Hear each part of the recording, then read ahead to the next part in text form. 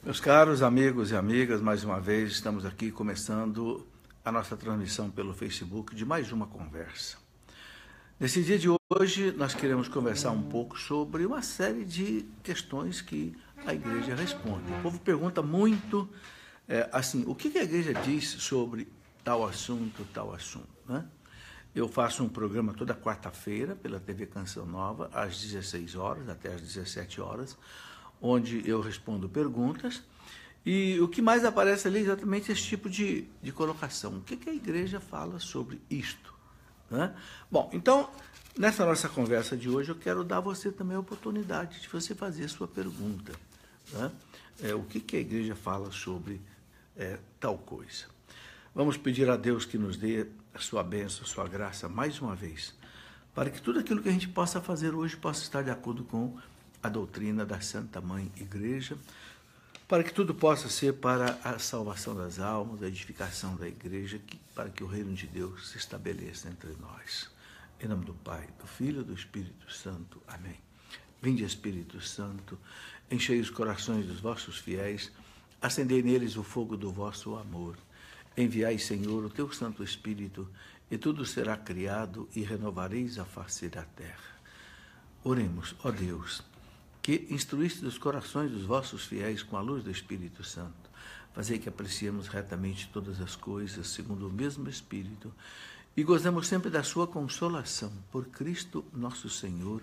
Amém.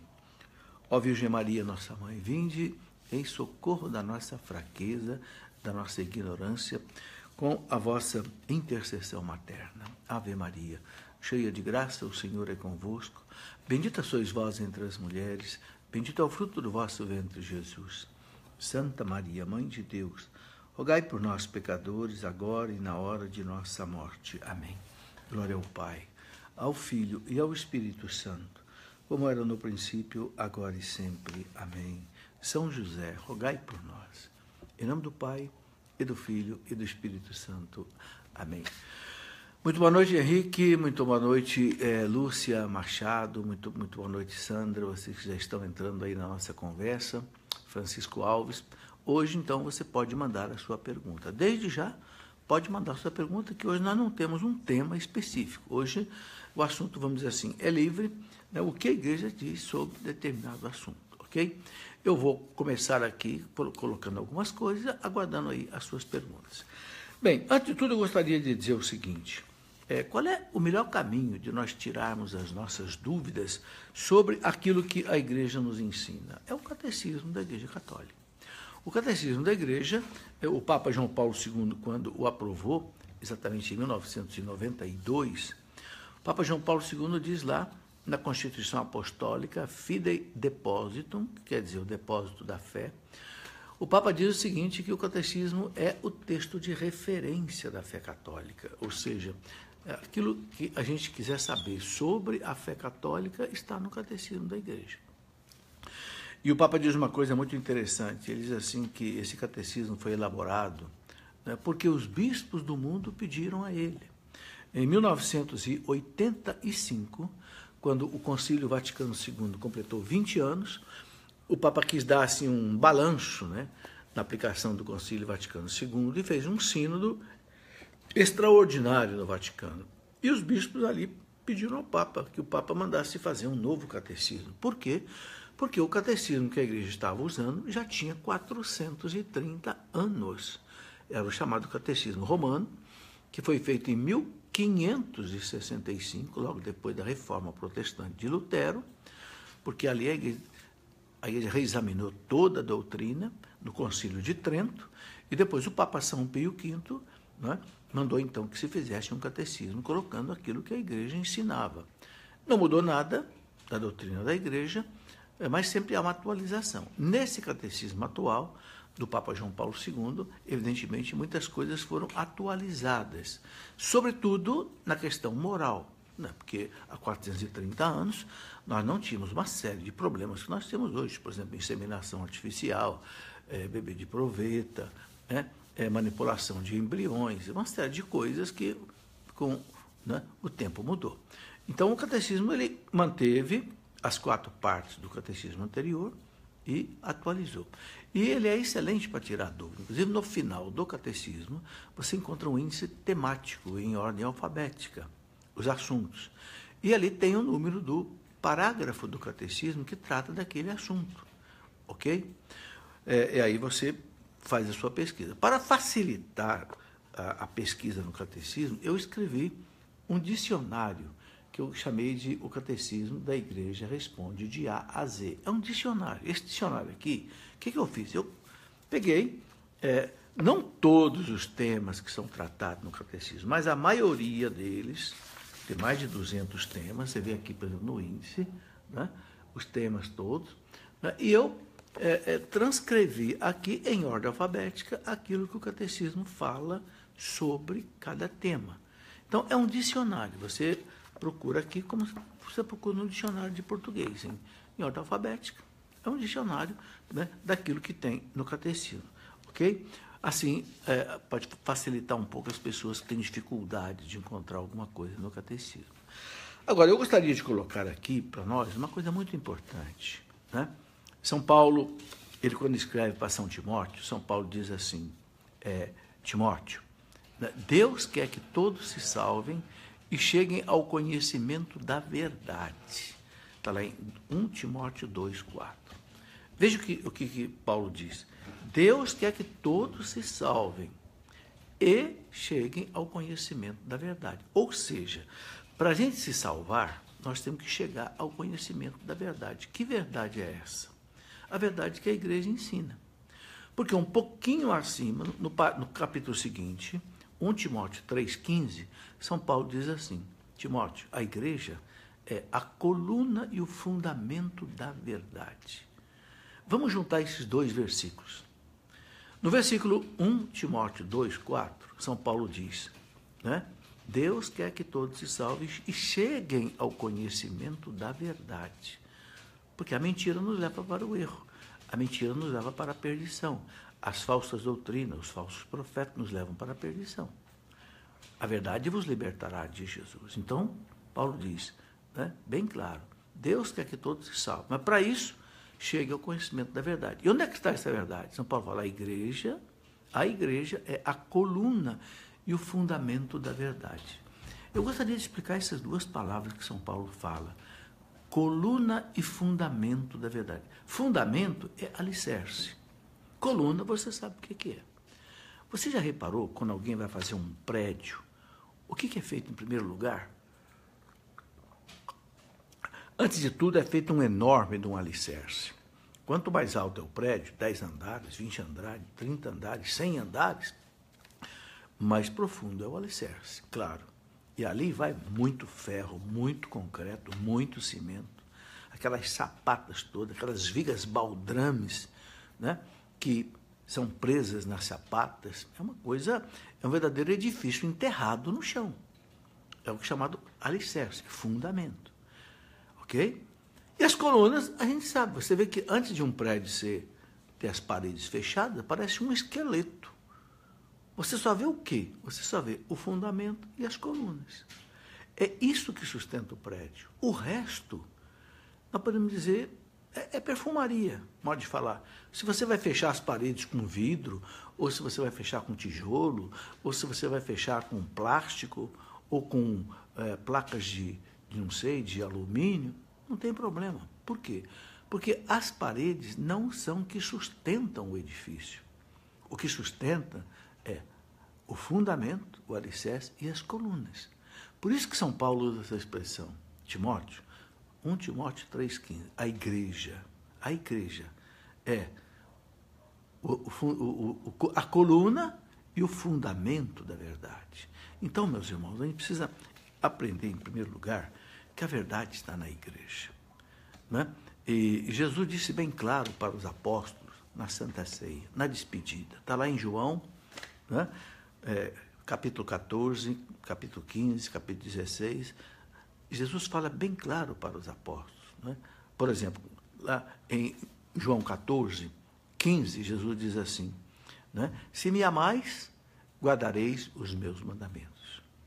E eu rogarei ao Pai, e Ele vai mandar para vocês um outro Paráclito, que fique eternamente convosco, o Espírito Santo. Então, quem guia a igreja é o Espírito Santo. Jesus chama o Espírito Santo de Espírito da verdade. E Jesus diz assim, né, lá, João 16, 12 e 13. Essa passagem é muito importante. É na Santa Ceia, na despedida. João 16, 12 e 13. Jesus diz assim, né? Eu ainda tenho muitas coisas para ensinar para vocês, mas vocês não estão preparados para ouvir agora. Claro, já era Santa Ceia, já era noite, era próximo de 10, 11 horas da noite, Jesus ia ser preso, né? Aí, mas Jesus diz, eu tenho muitas coisas para ensinar para vocês, mas vocês não estão preparados para ouvir agora. Mas, quando vier o Paráclito, o Espírito da verdade, ele está falando do Espírito Santo, ele diz, ensinar-vos-á toda a verdade. Meus irmãos, essa frase é uma promessa extraordinária. O Espírito Santo ensinar-vos-á toda a verdade. Presta atenção nesse advérbio toda que Jesus colocou. Toda. Ou seja, a igreja, ela quando ensina para nós a doutrina, ela não erra. Não pode errar. Por quê? Porque Jesus prometeu que o Espírito Santo ensinar-vos-á toda a verdade. É o que nós chamamos de infalibilidade da igreja, que só vale em quê? Em termos de doutrina, de fé e de moral. Se a igreja falar de ciência, ela pode errar. Errou, lá no caso do Galileu. Os astrônomos da igreja erraram. Há razões porque erraram, porque o Galileu também não conseguiu provar a tese heliocêntrica dele. Mas porque a igreja foi falar de uma coisa que não é o métier dela, não é a praia dela, como o povo diz. Mas quando a igreja fala daquilo que é de doutrina e de fé, ela não pode errar. E você quer a prova disso? Primeiro, o nosso credo tem 2000 anos e nunca mudou. Nunca mudou. Por quê? Porque o Espírito Santo ele não se contradiz. Ele não ensina para a igreja uma coisa no século I, outra no século X, outra no século XXI. Não, ele ensina sempre a mesma coisa. Olha que prova bonita. Nosso credo, o símbolo dos apóstolos, é dos apóstolos. Segunda coisa, a igreja já teve 267 papas, ou 266, nunca um papa da igreja cancelou o ensinamento doutrinário de um papa anterior. Olha que coisa maravilhosa. Nunca. Por quê? Porque não tem erro. Mesmo aqueles papas menos santos que a igreja teve papas que não foram muito bons, todos nós sabemos disso. Mesmo esses papas nunca proclamaram um dogma errado, ou uma bula pontifícia que foi cancelada. Nunca. Por quê? Porque o papa tem a guarda do Espírito Santo. Jesus prometeu a ele, tudo que você ligar na terra, eu ligo no céu. Então Jesus protege o papa, para que ele não ligue nada errado. Uma coisa é o papa, a pessoa.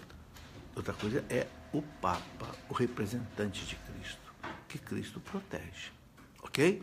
Bom, outra coisa interessante é que antes de Jesus subir para o céu, Jesus disse para os apóstolos, né? Mateus 28, 20, a última frase do Evangelho de São Mateus. Eis que eu estou convosco todos os dias até o fim do mundo.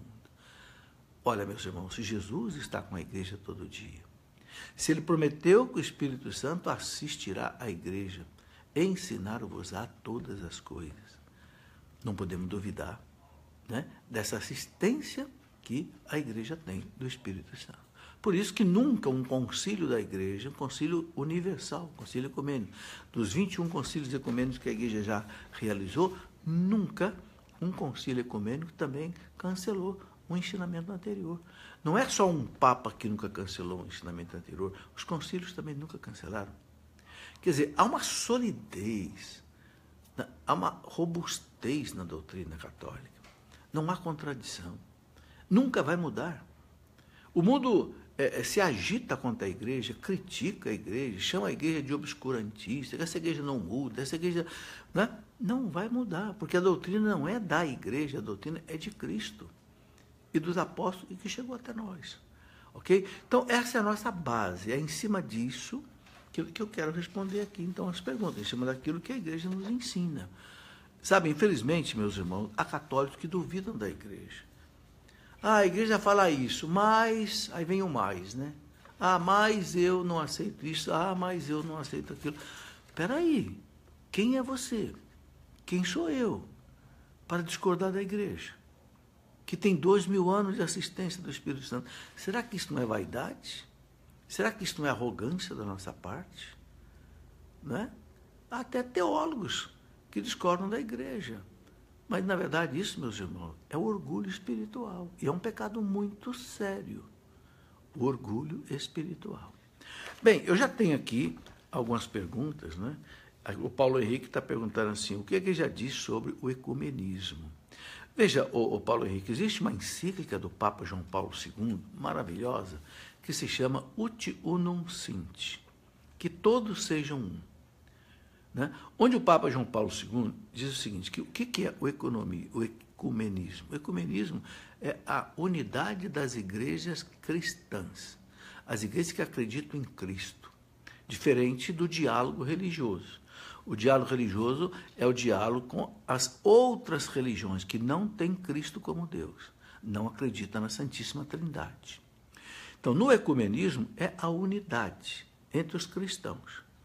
Agora, essa unidade, ela depende de muitas coisas. Ela depende da doutrina, depende, né, do relacionamento, depende da oração. Então, o Papa João Paulo II inaugurou, por exemplo, a Semana de Oração dos Cristãos, né, onde ele reunia lá em Assis, né, reúne ainda o Papa, reúne em Assis né, para rezar. Para quê? Para pedir a Deus essa unidade. Agora, no documento Ut Unum Sint, o Papa João Paulo II ele diz assim, né, que é muito importante o ecumenismo, a união das igrejas cristãs, naquilo que nós temos de comum, né? Como o Papa João XXIII dizia. João XXIII dizia assim, vamos primeiro trabalhar aquilo que nos une, depois aquilo que nos separa. Vamos valorizar aquilo que nos une. Nós temos o mesmo Deus, temos a mesma Trindade, temos a Bíblia, temos a fé, temos a oração. Vamos trabalhar nisso. O que nos separa, por exemplo, a devoção a Maria, a devoção à Eucaristia, a devoção aos santos, é importante? É importante. Mas se a gente quer fazer uma unidade, pelo menos naquilo que é comum, o Papa diz, João Paulo II diz, é muito importante. Por quê? Porque o mundo que não acredita em Cristo, ele está atacando Cristo. Então, pelo menos, se nós nos unimos, nós que somos cristãos, nós temos força para enfrentar o ateísmo. Não é? Então, nós vemos hoje, por exemplo, toda essa onda moral que existe contra valores que são comuns para nós protestantes, para nós católicos, nós, os protestantes e os judeus. Então, por exemplo, destruir a família, né, a pornografia e tantas coisas aí que nós estamos vendo aí, por exemplo, nessas feiras de arte, né? Tudo isso ataca o quê? O cristianismo. Então, João Paulo II dizia, é importante haver essa unidade. Não quer dizer que nós vamos agora abrir mão das verdades, não. O Papa João Paulo II dizia assim, não se trata de abrir mão de nenhum dogma da nossa fé. Nós temos o nosso credo. O credo tem 12 artigos. O Papa diz, não se trata de abrir mão de nenhum dos dogmas, porque ele fala assim, a unidade, se for feita fora da verdade, ele não é autêntica. Não podemos abrir mão da verdade. Nós temos que conversar, dialogar, respeitá-los e eles nos respeitarem, e nós defendemos conjuntamente aquilo que é valor comum para nós, para os judeus, para os cristãos. Os judeus não são cristãos, mas principalmente para, né, os protestantes e para os católicos. E hoje é uma questão de sobrevivência do cristianismo, não só do catolicismo ou do protestantismo, mas do cristianismo. Né? Então, o Papa João Paulo II dizia o seguinte, por exemplo, aculturação. O que é aculturação? É a igreja aceitar o que está errado nas culturas? Não. O Papa diz, a aculturação é o evangelho entrar na cultura e purificar a cultura. Por exemplo, quando os missionários chegaram aqui na América, encontraram os índios, por exemplo, aqui no Brasil, no México, os astecas, os maias, índios antropófagos, matando gente para comer. Claro, o evangelho entrou aqui e purificou essa cultura. Vamos acabar com isso. Isso é uma loucura. Isso é contra a lei de Deus. chegaram aqui e encontraram, por exemplo, os índios vivendo, né, com 2, 3, 4 mulheres. Né? A poligamia. Opa, isso é contra o Evangelho. Então a igreja colocou o Evangelho. Não, vamos viver com uma mulher só. As pessoas que não entendem acham que a igreja destruiu a civilização pré-colombiana. Não. O que a igreja fez é cumprir o que Cristo mandou. Ide a todas as nações, pregai o Evangelho, batizando em nome do Pai e do Filho. É o que São José de Anchieta fez aqui, Manuel de Nóbrega fez aqui, e todos os evangelizadores que vieram para cá e que vão pelo mundo inteiro fazem. Ok? Então, a enculturação é exatamente isso, é o Evangelho entrar na cultura e purificá-la daquilo que ela tem que é contra o Evangelho. Muito bem. Eliane Jaques pergunta o seguinte: o que o senhor acha dessa exposição tão falada? Crianças perto de homem pelado. Ora, sabe, muita gente já falou disso, bispos já falaram disso. Né? Eu acho que é uma falta de respeito com a criança. Eu acho que a criança tem que ser respeitada. Sabe, a criança não deve passar por esse tipo de experiência. Não. Ok? Quem educa a criança em relação à religião, em relação ao sexo, são os seus pais. É o que a igreja defende. A criança não tem que aprender na escola sobre como é que o sexo deve ser vivido. Não. Os pais é que têm esse direito. Então, eu penso que isso deve ser reservado para os pais, para a família cuidar disso. Luciano Silva, professor, um universitário leigo pode rezar ou abençoar roupas, fotos, chave de casa, etc. Luciano, a igreja ensina o seguinte, que aquele que recebe o sacramento da ordem, o diácono, o sacerdote e o bispo, ele, quando ele é ordenado, ele recebe uma unção especial para 3 coisas na igreja. Primeiro, para ensinar. Por isso, por exemplo, que a homilia, só quem pode fazer é o bispo, padre ou diácono. O leigo não pode fazer homilia, porque o ordenado recebe essa unção especial, esse munus, essa missão. Segundo, de governar a igreja. Então, o bispo, o pároco, o diácono, tem uma atividade administrativa, né, de governo. E ele recebe aí também uma graça de Deus para isso. E terceiro, para abençoar. Né? Não só na celebração da liturgia, na celebração dos sacramentais. Então, cabe aos ordenados abençoar. Abençoar carro, abençoar água, abençoar. Sempre foi assim. Eu nunca vi nada diferente disso, né? Estou com 68 anos de idade, eu nunca vi na minha vida leigo abençoar carro. Não, sempre a gente pede para o diácono, para o padre, para o bispo. Né? É o que eu sei. O que nós leigos podemos fazer e devemos fazer é pedir a bênção de Deus. Sim. Né?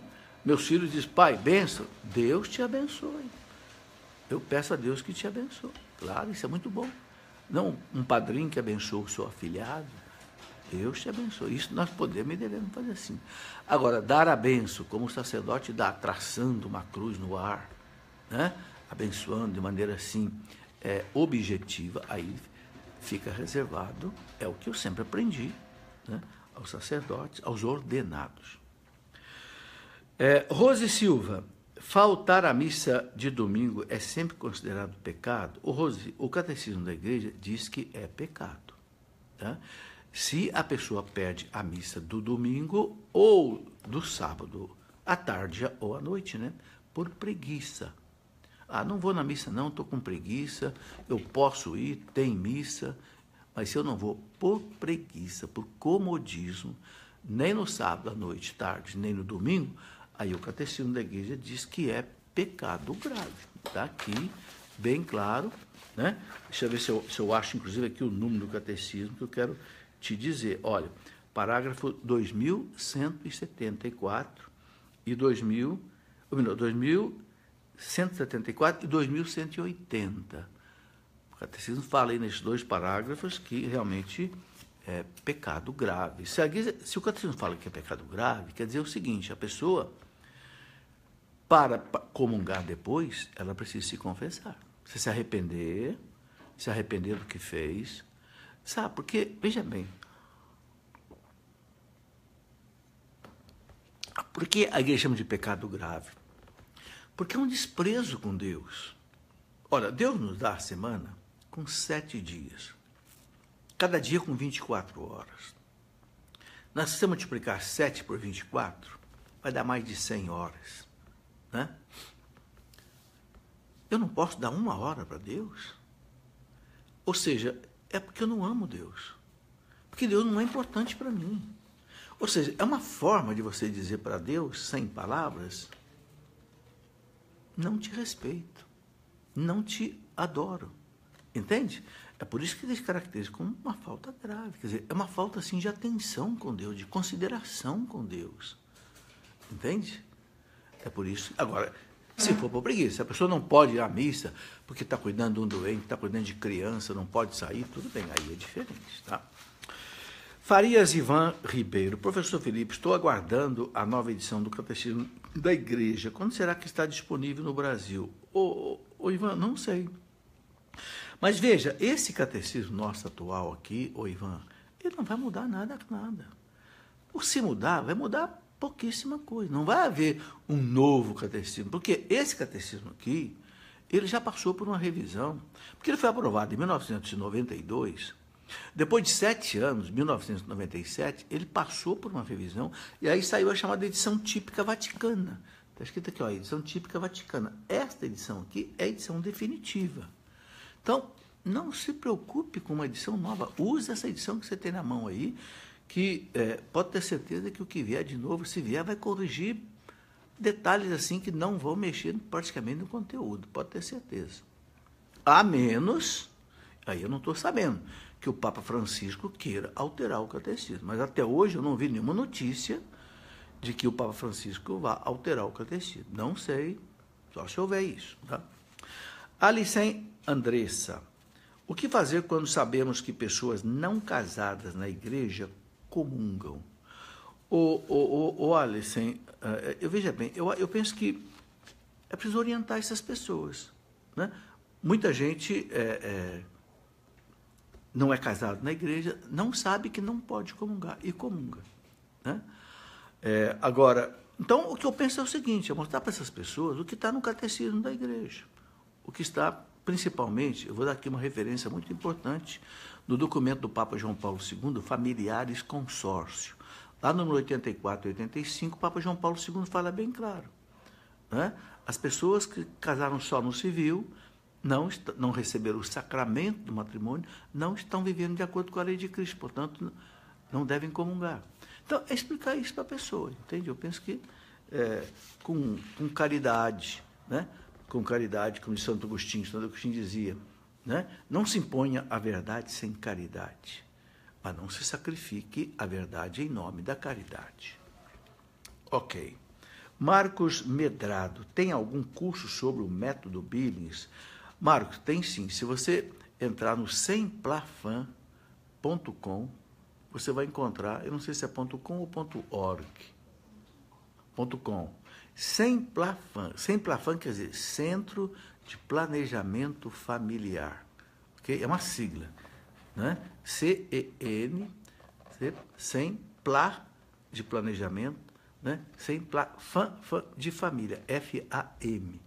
Se você entrar em semplafan.com, eles têm, inclusive, monitores que orientam o casal como usar o método Billings, como a mulher se observar nos dias em que ela é fértil ou não é fértil, entende? É muito bom. Eu já estive em São Paulo, inclusive, até gravei uma vez um programa lá com a coordenadora do Semplafan na capital. Né? Entra aí no site que você vai encontrar com facilidade, semplafan.com, eles têm curso sim, você pode te orientar. André Prestes, pela igreja, quais foram os primeiros discípulos de Jesus? Bom, foram os apóstolos, né? Os primeiros discípulos, os apóstolos, né? Os 12, né? Pedro, Tiago, João, André, Filipe, Bartolomeu, Tomé, Simão, né? Tadeu, Judas Iscariotes, foram os primeiros. Agora, depois, o Evangelho fala que Jesus também tinha aqueles 72 discípulos que ele enviava 2 a 2. Né? Então, aí depois teve muitos outros discípulos, né? Que foram crescendo à medida que o cristianismo foi se espalhando pelo mundo, né? João Paulo, os ensinamentos contidos no Catecismo Romano, que o senhor citou, e no Catecismo Maior de São Pio X, continuam válidos. O João Paulo, esse catecismo romano, tá certo? É o catecismo do Papa São Pio V. Né? E esses catecismos todos, a doutrina é a mesma. Agora, qual é a vantagem do catecismo novo, o chamado catecismo da Igreja Católica? É que ele está atualizado, ok? Ele coloca, por exemplo, os ensinamentos das encíclicas que os catecismos anteriores não tinham ainda. Entende? Então, é um catecismo, assim, maravilha. Né? Se você pegar no final do catecismo, você olhar as referências bibliográficas, você vai ver uma coisa impressionante. Ele traz 3.000 citações da Bíblia, ou no texto ou no rodapé. Ele traz os ensinamentos de todos os concílios da Igreja, inclusive o Concílio Vaticano II, o Concílio Vaticano I, que foi depois do Catecismo Romano. Então, o catecismo atual, ele é atualizado. Agora, a doutrina é a mesma. Aquilo que eu disse, o Espírito Santo não se contradiz, nada mudou com relação ao credo, nada mudou com relação aos sacramentos, nada mudou em relação à espiritualidade, nada mudou em relação à moral, só que a moral agora está atualizada, que apareceram mais coisas novas, né, nesses últimos 400 anos. Bem, outra pergunta que eu tenho aqui da Rosali. O que vai acontecer com os santos na segunda vinda de Cristo? Ô, Rosali, todos vão ressuscitar. Porque os santos, eles estão no céu só com a alma. O corpo dos santos está na terra. Né? Você encontra aí, inclusive, corpos incorruptos, né? Olha lá o Papa João XXIII, São Pio, Padre Pio. O que vai acontecer? Todos os corpos vão ressuscitar. Vão se unir às almas, tanto dos bons quanto dos maus. E haverá, né, o juízo final. Essas coisas todas eu escrevi num livro que eu chamei de O Cristão Diante da Morte. É um livro que estuda o quê? Os últimos acontecimentos. Né? A morte, né? O juízo particular, o juízo final, a segunda vinda de Cristo, céu, inferno, purgatório, né? A ressurreição dos mortos, como é que vai ser. Aqui nesse livro, baseado nos documentos da Igreja, eu, então, coloco aí essas coisas todas. Tá? Inclusive, eu quero dizer que estou lançando um livro do Dom Henrique Soares, né? Inclusive, ele vai estar comigo no programa da Escola da Fé, no dia 23 de novembro, né, na Escola da Fé. Nós estaremos lançando esse livro do Dom Henrique sobre escatologia. Ele explica todas essas coisas também, né, com a capacidade que ele tem, não só de bispo, como de teólogo, que ele tem. Então, haverá a ressurreição de todos, dos bons e dos maus. Haverá o juízo final. Deus vai separar quem vai para o céu, quem não vai para o céu, e acaba o purgatório. Acaba o purgatório, é o que a Igreja ensina. Na segunda vinda de Cristo, na parousia, no juízo final. Jaice Ferro, de que religião brasileira é o Santo Ambrósio Francisco Ferro, que foi canonizado domingo? O Jaice, ele é católico. Né? A Igreja só canoniza católicos. Então, o Santo Ambrósio Ferro, que foi morto ali, né, naquele massacre de Cunhaú e Uruaçu, onde morreram 150 católicos que foram mortos pelos protestantes calvinistas holandeses, né? 70 em Cunhaú e 80 em Uruaçu. Por que a Igreja canonizou só 30? Porque a Igreja não sabe o nome dos outros. Então a Igreja não pode canonizar um santo sem saber o nome. Mas 30, a Igreja, historicamente, tem um nome. Não quer dizer que são só 30 mártires, não. Podemos considerar que esses 150 são mártires, praticamente, porque todos morreram em defesa da fé, né, para não apostatar. Todos eram católicos, ok? Luiz Antônio Santos, eu toco nas missas de minha igreja e antes de cantar o canto de comunhão, vou e comungo diretamente com o padre. Mas não tenho como ter aquele momento de interiorização com Jesus sacramentado. O que o senhor me sugere? Como resolver esse problema? Pois toco em todas as missas e não tenho como participar de nenhuma como fiel simplesmente. Sei que após algum tempo a hóstia se desfaz e Jesus já não habita sacramentalmente no meu corpo mais. Ô, Luiz Augusto, você está prestando um serviço para a igreja. E um serviço bonito, né? Ministério de Música. Eu penso que o que você deve fazer é, depois de acabar a missa, você ter esse momento de recolhimento. Sabe, o Cristo, ele fica assim, materialmente, fisicamente presente no nosso organismo, enquanto o organismo não consome a hóstia. Ou seja, leva aí mais ou menos 10 a 15 minutos. Depois ele continua com a gente pelo Espírito Santo. Por isso que os santos faziam a ação de graça de 1 hora, meia hora, porque o Cristo continua com você. Ok? Então, faça a tua ação de graça, que é muito importante, para que a Eucaristia possa dar fruto em nós, meus irmãos. Nós temos que fazer a ação de graça. O que é ação de graça? O nome está dizendo, agradecer a Deus.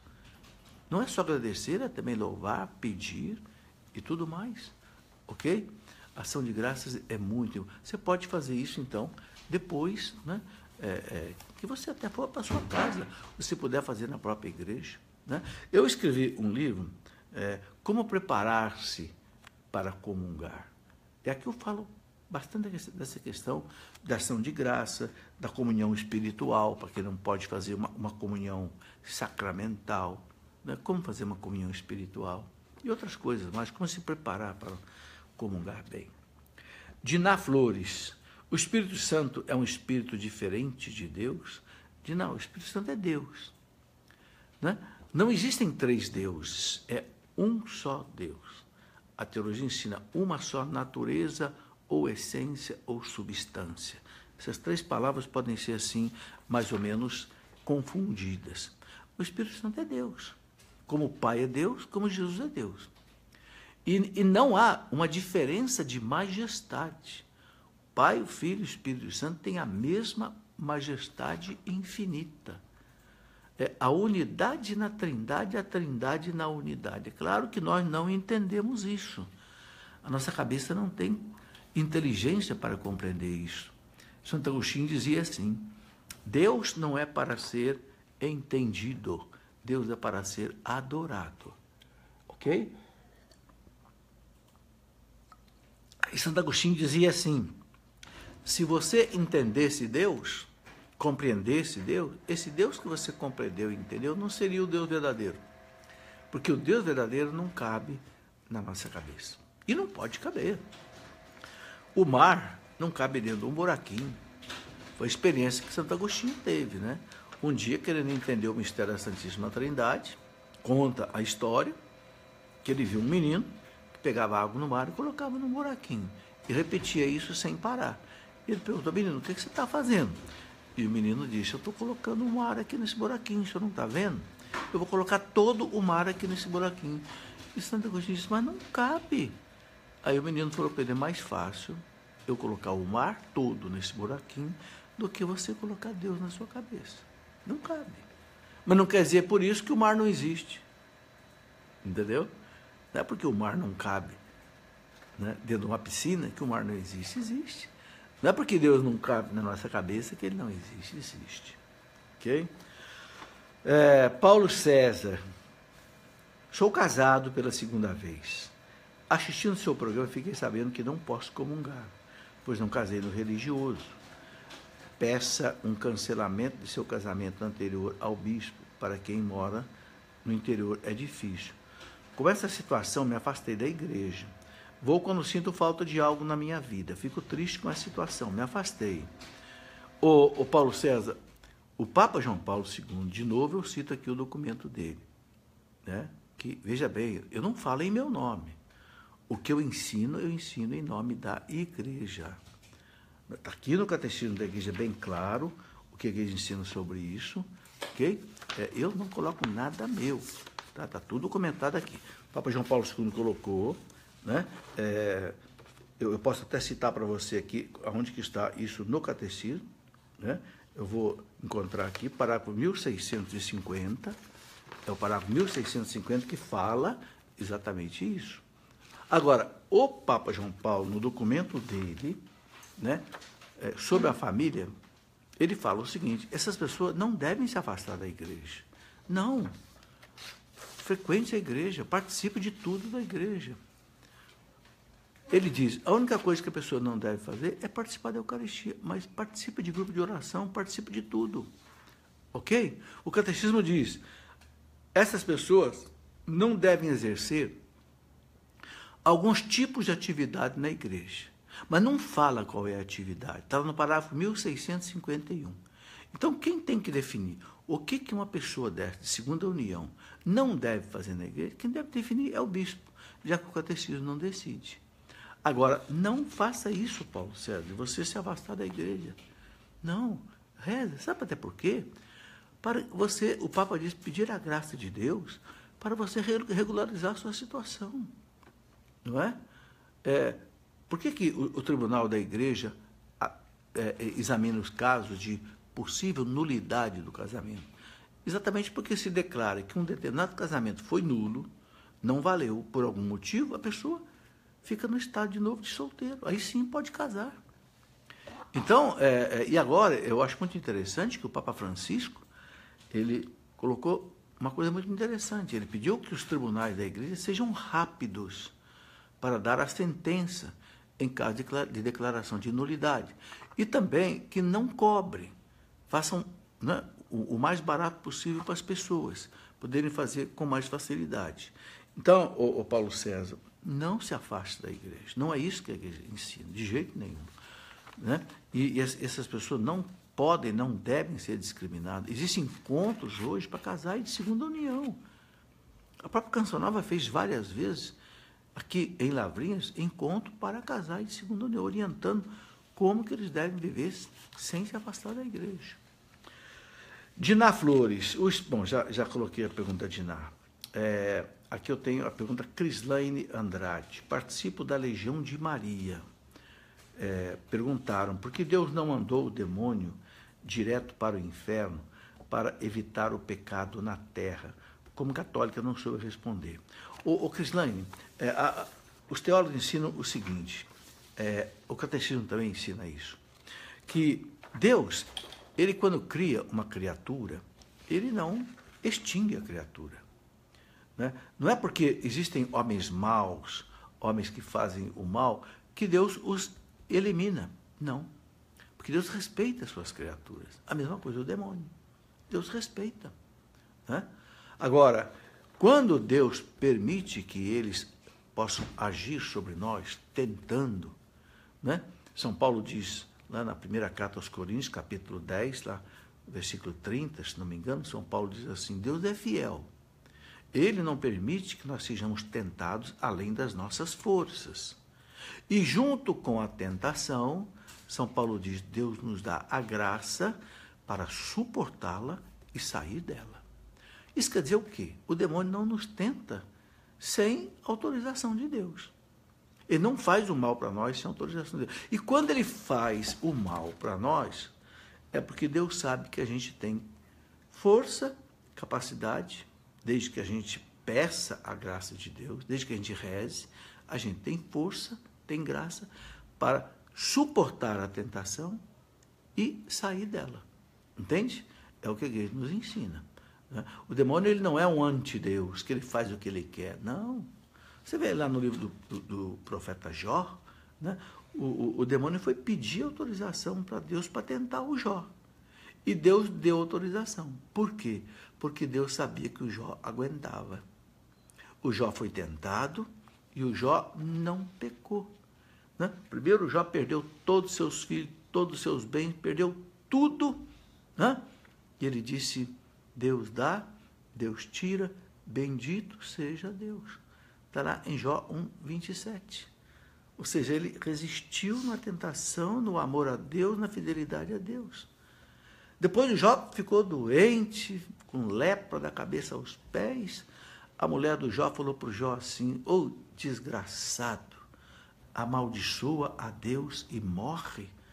A mulher dele falou para ele, desesperado. Ele disse: você é uma insensata. Nós não recebemos os bens da mão de Deus, por que nós não podemos receber os males? Deus sabe o que faz, louvado seja Deus. Olha que coisa impressionante. Ou seja, Deus deixou o demônio quebrar a cara. Ele tentou derrubar o Jó, ele tentou fazer o Jó profanar o nome de Deus, mas não, o Jó resistiu. E como é que termina o livro do Jó? Depois dos 40 e tantos capítulos, termina: Deus devolveu para o Jó a saúde, devolveu os filhos em dobro, devolveu os bens em dobro, né? Devolveu tudo para o Jó. Quer dizer, é claro que o livro de Jó, a própria igreja não sabe até que se aquilo aconteceu historicamente ao pé da letra. Não importa, importa a mensagem do livro. É como a parábola do filho pródigo. Será que existiu o filho pródigo? Ninguém sabe. Não importa, importa o ensinamento da parábola. Então, o Jó pode ter sido até uma reflexão, uma parábola, mas importa a beleza do ensinamento que ele contém aí. A beleza é essa: o demônio não age sem o aval de Deus e sem o controle que Deus exerce também sobre ele. E quando Deus autoriza, Deus sabe que é para o nosso bem. É que o dizem os santos, especialmente os santos doutores. Abdias cristão. O que a igreja nos fala dos ortodoxos? O Abdias, os ortodoxos se separaram da igreja católica em 1054, quando houve aquele cisma de Miguel Cerulário, que era, né, o patriarca de Constantinopla. As razões foram muitas, né? No Oriente se falava o grego, no Ocidente se falava o latim, houve aquela disputa entre o patriarca do Oriente e o Papa, né? Depois começou o Oriente, o Miguel Cerulário, proibir que se celebrasse a missa em latim em Constantinopla. Aí o Papa, né, com seus delegados, comungaram, né, o Miguel Cerulário. O Miguel Cerulário, por sua vez, excomungou o Papa, então ficou a igreja inteira excomungada, porque as duas cabeças da igreja, do Oriente e do Ocidente, excomungados. Até que, graças a Deus, no ano de 1970, o Papa Paulo VI, junto com o patriarca Atenágoras, eles suspenderam essas excomunhões mutuamente, né? Agora, os ortodoxos, eles não aceitam a jurisdição do Papa, né? E não aceitam algumas coisas. Eles autorizam, por exemplo, um segundo casamento do divorciado, que a igreja católica não aceita. Então, há algumas diferenças, entende? Então, o que a igreja diz é o seguinte: nós católicos, vejam bem, os ortodoxos, eles têm válidos todos os sacramentos. Por quê? Porque eles têm a sucessão apostólica, ok? Então, os sacramentos para eles são válidos. Se você participar de uma missa ortodoxa, vale como missa, e se você comungar, você comunga validamente. Só que tem uma coisa: a igreja fala que nós católicos não podemos frequentar uma missa ortodoxa. A menos que o Código de Direito Canônico traz uma exceção. A exceção é a seguinte: se você mora numa cidade, não tem nenhuma igreja católica, não tem padre, não tem missa, e você não tem condição de ir à missa em outra cidade, e ali na sua igreja tem uma igreja ortodoxa e tem missa ortodoxa, aí você pode ir nessa missa. Veja, é uma exceção, bem rara, não é uma regra. A regra é essa: católico assiste a missa na igreja católica, não na igreja ortodoxa, ok? Muito bem. Eli Aparecida: eu ouvi que até os santos passam pelo purgatório, é verdade? Onde eu posso me certificar disso? Eli, ninguém pode garantir isso. Pode ser, sim, que os santos passem pelo purgatório. Pode ser. Agora, quem é que prova isso? É difícil de saber, não é? A igreja diz o seguinte: há pessoas que morrem e vão direto para o céu. Outros que morrem passam por esse estado chamado purgatório e vão para o céu. Então, certamente há muito santo no céu que passou pelo purgatório. Pode ser, né? Agora, dar nome a esses santos, aí não tem jeito, né?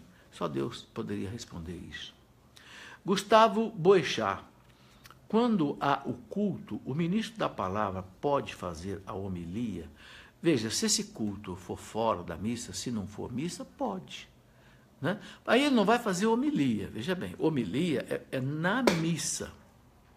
Fora da missa, a gente não deve chamar de homilia. Fora da missa, ele vai fazer o quê? Ele vai fazer uma pregação. Como qualquer leigo pode fazer uma pregação aí no encontro de jovens, encontro de casais. Eu faço 1000 pregações por esse Brasil. Não é homilia. Homilia é na missa, na explicação da primeira leitura, da segunda leitura, do salmo e do evangelho. Aí a igreja quer que isso seja feito pelo ordenado, ou diácono, ou padre, ou messias. Na celebração da palavra pode fazer sim. E deve fazer uma boa explicação. Bom, é o que a igreja nos ensina. Fábio Pinho, costumo frequentar na minha paróquia a missa do sábado às 15h com a liturgia do domingo. Esta missa é válida para o cumprimento do preceito dominical. Alguns dizem que só seria válido depois das 17h, mas acredito que a arquidiocese não aprovaria este horário se não valesse como prefeito, ou estou errado. Ô Fábio, o que o Código de Direito Canônico fala é o seguinte: a missa do sábado à tarde já vale como domingo. Bom, então, à tarde para nós, a gente entende a partir do meio-dia. Alguns entendem que essa tarde é aquilo que a gente chama de vésperas, o que seria a partir de 18h. Mas veja bem, não está escrito isso no código. Então eu penso que se o bispo autoriza a missa às 15h, com a liturgia do domingo, com as leituras do domingo, a pessoa que participar cumpriu o preceito dominical. Por quê? Porque é uma determinação da igreja. Então, o leigo aí não tem responsabilidade sobre isso. Ok? O que está escrito é a partir da tarde. Muito bem. Eu penso que o ideal seria que a missa fosse a partir das 6h. Mas eu vejo em tudo que é igreja, 4h, 5h, 6h. Eu repito, se o bispo autorizou, está autorizado. Sabrina Marcel Oliveira. Posso usar o catecismo romano? Ô, Sabrina, pode, Sabrina, mas use o novo. Porque o novo, como eu já disse aqui, é mais atualizado. Ele tem mais argumentos. Porque o catecismo romano, como eu falei, ele foi feito há 430 anos atrás. Não havia muitas encíclicas que trouxeram muitos conhecimentos importantes. Não houve vários concílios, não houve o Concílio Vaticano I, não houve o Concílio Vaticano II. Entende? Então, use o catecismo novo. É mais lógico. Eduardo Puchalski.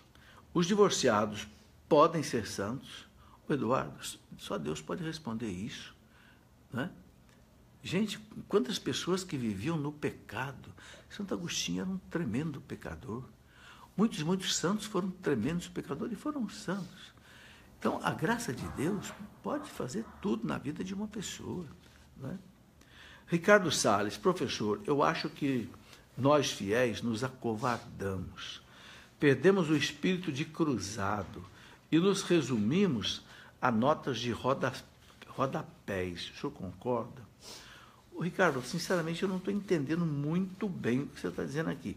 Nos acovardamos, perdemos o espírito de cruzado no sentido de defender a fé, né? E nos reunimos a nota de rodapé. Bom, veja, o importante para nós é o seguinte: o Cristo falou uma coisa muito importante. Jesus disse, né, aquele que se envergonhar de mim diante dos homens, eu também vou me envergonhar dele diante dos anjos de Deus. Então é o seguinte: a gente tem que ensinar aquilo que a igreja ensina, nem mais e nem menos. Né? Vejam, o que eu estou fazendo aqui? Eu estou fazendo isso, estou com o catecismo aqui do lado, dizendo o que a igreja manda dizer. Ou seja, eu não estou dizendo nada meu. Se alguém não gostar do que eu disser, vai brigar com a igreja, vai brigar com o Papa. Eu sou apenas o quê? Um transmissor. Então, eu penso que é isso que nós temos que fazer. Eu costumo, né, eu dou aula lá para os noviços da Canção Nova, eu costumo dizer assim: não autorize o que a igreja não autoriza. Não proíba o que a igreja não proíbe. Não ensine o que a igreja não ensina. E não queira saber o que a igreja não sabe. Você quer saber o que a igreja não sabe? Você quer chutar em cima de uma coisa? Por que colo no catecismo. Porque se não tem uma resposta no catecismo, é porque a igreja não sabe. Se a igreja não sabe, eu sei, de jeito nenhum. Então eu digo, meu amigo, não sei, nem a igreja sabe. Ok? Então, agora, o que está no catecismo, o que é a doutrina clara da igreja, nós não podemos esconder, temos que colocar. Agora, eu gosto muito daquela frase de Santo Agostinho. Santo Agostinho diz assim, não se imponha a verdade sem caridade. Ou seja, não é também você chegar na pessoa, olha, você está no pecado, você vai para o inferno, você está perdido. Não, não imponha a verdade sem caridade. Mas também, Santo Agostinho fala, não sacrifique a verdade em nome da caridade. Ah, coitadinho, deixa ele lá vivendo no pecado mesmo. Não, aí você está sacrificando a verdade em nome da caridade. Não pode. Bom, tem muita pergunta, eu não sei se nós vamos conseguir responder todas, mas não tem problema. Olha, a gente volta aqui com esse tipo de programa em outra ocasião, tá? O que não dá para responder hoje, eu vou até pedir aqui para a Gabriela guardar aqui, e a gente depois pode até numa outra oportunidade voltar. Jefferson Barros, ele pergunta assim, professor, moro nos Estados Unidos e aqui nas missas não vejo no momento em que o padre apresenta o corpo de Cristo às pessoas. Ninguém estende as mãos com as palmas para cima, como se estivesse recebendo o corpo de Cristo. Aí no Brasil nós fazemos isso, porque aqui não se faz. O senhor sabe explicar?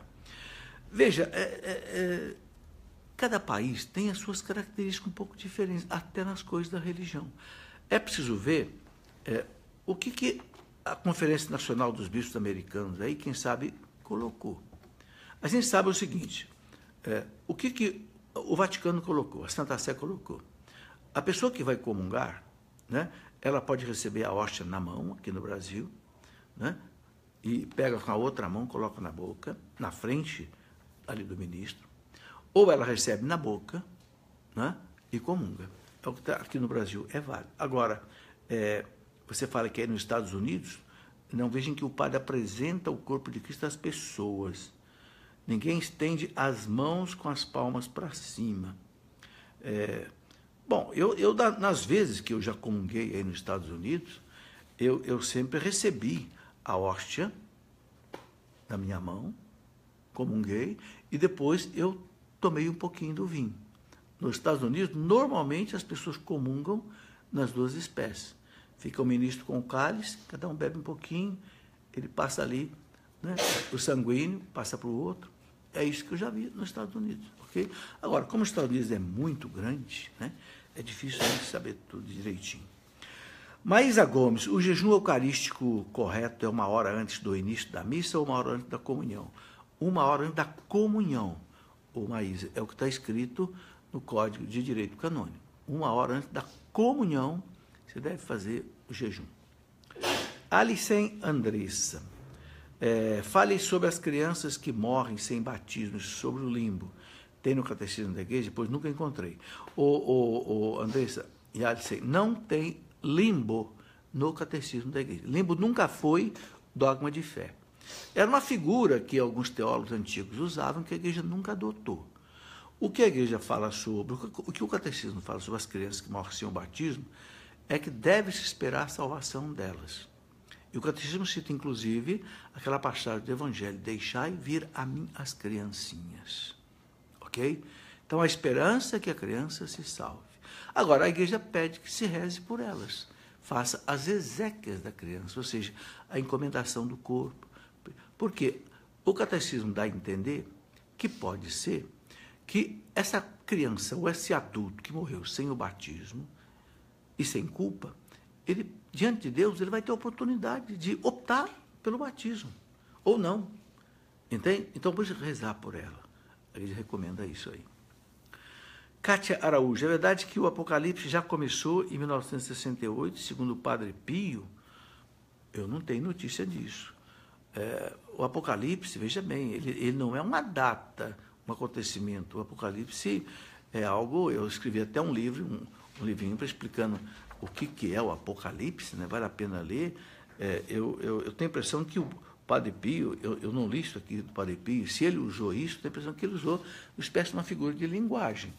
Eu escrevi esse livreto aqui, Como Entender o Apocalipse, que eu usei um bom material de alguns teólogos, inclusive Dom Estevão Bittencourt, para explicar o que é o Apocalipse, né? Então, eu não tenho um entendimento direito que o Padre Pio quis dizer com isso. Lamarta Martins, eu queria saber como funciona o batismo no Espírito Santo. Quando estou rezando, me pego a rezar em outra língua. Ô Lamarta, o batismo no Espírito Santo é uma renovação do Espírito Santo. A pessoa é renovada pelo Espírito Santo, né? Nós dizemos, vinde Espírito Santo, enchei os corações dos vossos fiéis. Então, a pessoa que se purifica do pecado, que pede o Espírito Santo vem, né? Renova a pessoa, aumenta a sua fé, sua esperança, sua caridade, aumenta o seu louvor. E o dom das línguas é uma das manifestações da renovação carismática, né? Da manifestação do Espírito Santo, assim como todos os outros dons do Espírito Santo, né? Josiel Assis, professor, o que está acontecendo com nossos padres? Porque muitas vezes vemos um ou outro dizer: quem sou eu para dizer quem pode ou não comungar? Seria a ditadura do relativismo instalada em nossos seminários? Ô Josué, o padre, ele pode sim, a partir do momento que ele atende uma pessoa na confissão, ele pode sim dizer se a pessoa pode comungar ou não. Claro que ele pode. Se o padre dá a absolvição e diz, teus pecados estão perdoados, eu te absolvo de todos os teus pecados, a pessoa pode comungar. Agora, se ele não quer que a pessoa comungue, então ele não deve dar absolvição. Por exemplo, não, você não pode comungar porque você está numa situação que eu não posso te dar o perdão porque você vai continuar errado. Então, não posso dar absolvição, você não pode comungar, né? Agora, objetivamente, claro, o que a igreja ensina? Quem está em pecado mortal não deve comungar, deve confessar. E aí, sabe, o Josiel, a gente não deve deixar isso para o padre, não. É cada um de nós que deve decidir. A gente conhece a doutrina da igreja, conhece o catecismo. Eu sei se eu estou em pecado mortal ou não. Então, se eu estou em pecado mortal ou não, eu vou confessar. Eu vou confessar. Se o padre disser assim, você não tem pecado, padre, me dê absolvição. Porque, para mim, isso é pecado. Então, para que eu fique tranquilo, me dê absolvição. E pronto, aí eu vou comungar. Bom, Diná Flores, se eu, como católica, for numa missa ortodoxa, estou pecando, Dina, se você pode ir em outra missa e você deixa de ir na missa católica para ir na missa ortodoxa, você está desobedecendo a igreja. Então, aí você está pecando. Okay? Quer dizer, desobedecer uma norma da igreja é uma forma da gente estar pecando, certo? Veja, a igreja abre a exceção. Se a pessoa não tem uma missa católica para ir e tem uma missa ortodoxa, ela não tem condição de ir. Então, o Código de Direito Canônico fala que aí ela pode ir. Eleni Santana, e os que foram cremados ressuscitam? Todos vão ressuscitar. A igreja autoriza a cremação, desde que a pessoa não opte pela cremação para negar a ressurreição. A igreja aceita, ok? Agora, a igreja prefere o sepultamento. E para completar, fechar o nosso programa de hoje, eu quero dizer o seguinte: as pessoas que forem cremadas, a família não pode pegar as cinzas que a pessoa recebe do crematório. É norma da igreja. Você não pode jogar isso na terra, num vaso, na água, não. Aquela cinza deve ser sepultada como se fosse o corpo da pessoa. Porque são os restos mortais dela. Entendeu? É o que um documento recente do Vaticano explica sobre isso. Bem, meus amigos, olha, respondemos bastante perguntas. Deus seja louvado. Se alguma coisa eu não respondi bem, paciência, confira no catecismo o que é a verdade, que é o mais importante para nós todos. Agradeço a vocês todos que me acompanharam até aqui, né? Desejo que tenham uma boa noite na presença de Deus e com as bênçãos da Virgem Maria. Em nome do Pai, do Filho e do Espírito Santo. Amém.